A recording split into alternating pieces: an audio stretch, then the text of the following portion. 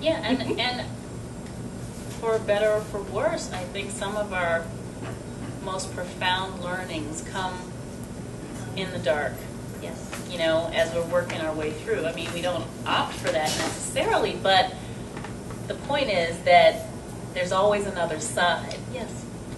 Absolutely. And that if you cling to what you need then, and I like to say what you need emotionally, before you step into a doing, to recognize and acknowledge what the emotion is that you're having. I'm depressed, or, you know, I just feel bad. But to choose to consciously release the emotion before you step into doing something about whatever it is that needs to be done. Because then I think the action flows into place. But the point is that we do have these cycles, that we're up and we're down, and that it's natural, not abnormal. Absolutely. But then to have fun. Absolutely. How many people would love to have fun? More fun every day. Yeah, more fun. I want to. Oh, are you ready to dance? Normally I have a little music here. I forgot it tonight. You'll have to come back in August. We'll dance a little bit.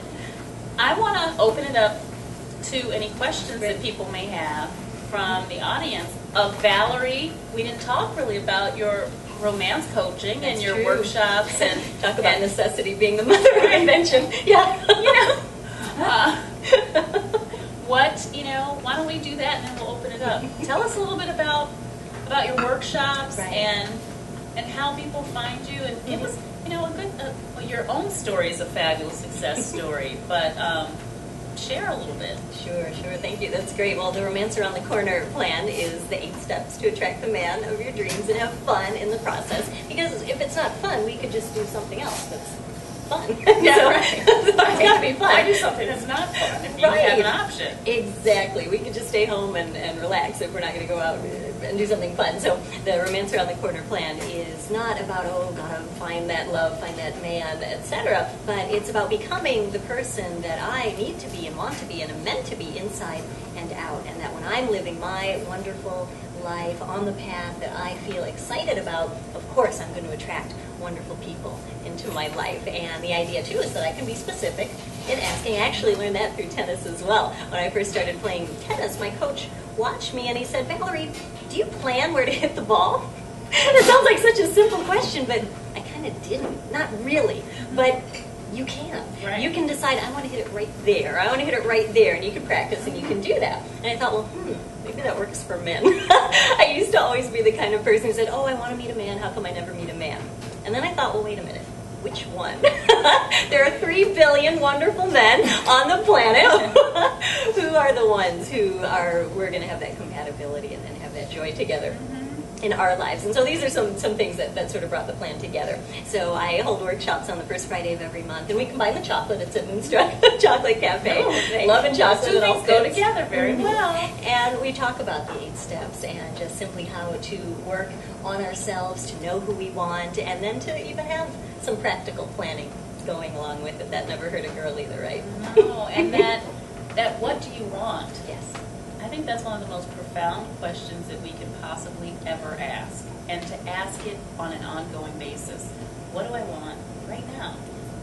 What do I feel like I need right now? And that the clarity that comes with really allowing yourself to delve into that and be truthful. Yes. With yourself. You don't have to share your results with anybody else. You can keep those all to yourself. Absolutely. But what do I really want or need right now? And that yields all kinds of fabulous results. Oh, it's so true. I tell my romance girls, as we call each other when we're doing this program, that there's nothing too big to want and there's nothing too petty to want. That if it's important to you and it's on your heart, then it's important. And it doesn't matter what's on somebody else's list, but it matters what's on your heart and what's on your list. Yeah, what's true for you. Yeah. Thank you. You're welcome. Thank you. We're going to open it up for any questions that you may have for Valerie, for creating your best life. This pocketbook is the book that helps support this whole concept of zesty living. It's a little book. It's meant to remind people of the power of thought, how our thoughts create, and it's meant to be carried around. So if you have any questions about that, but let's open it up. I don't know if people have questions. We can respond to you intuitively. We can help you if you have specific questions, or if you just want to know more about Valerie and what she's doing. Yeah, I have a question. In terms of launching the business, Yes.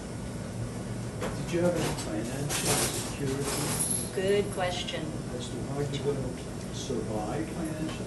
Right, that's an excellent question. The money, that's sort of the string tying the Right. kite. Right, so the question is, did I have any financial Did security? you leave the illegal firm? the law Good firm? question. I've left it now, but I didn't leave it from day to night, and I did have a kite string tying down my finances as best I could. So I moonlighted for, I would say, about 2.5 years. I kept my day job at the law firm, which was kind of a day and night It job. was a day and night. And the Mary Kay business was the first entrepreneurial venture that I got into. And that was a wonderful start for me because the training, the support, the model was already there. And I didn't have to invent anything. It was $100 to get started. And then I was able to sock away my Mary Kay earnings through the sales of the products as well as through the team building. Today I coach a team of 50 women. And so as I was building that up, I was able to live on my law income and then sock away some Mary Kay income. So that's how I got my financial tether starting to be in place. And I think that's critical because, I mean, we have a tendency to talk about all the dreams, Right, the sunshine and the cake. sunshine and cake, and the practical aspect of transitioning. Yes. You know, when I left my corporate job, I left with 8 weeks of vacation that I hadn't taken in 2 years, Wow. and my bonus, and that became my cushion to kind of start my work. And so there is this window, this transition, that's a relevant piece, Absolutely. but it's not meant to stop you. Oh, clearly not. Yeah, it's not meant to. It's meant to give you motivation. I've got to keep going and get through this. Right, because we are anchored in the physical world, that's for sure. But, yeah. Anybody else?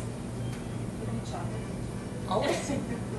Always. Yeah, I got some in the back with my mom. Chocolate Do you have any chocolate? treats. Of course. Chocolate treats. Remember those old credit card commercials, don't leave home without it? I never leave home without it. You never know when you're stuck in a taxi or on a train and you just need a little, a little bite. A little, So yeah, we'll see you chocolate afterwards. romance.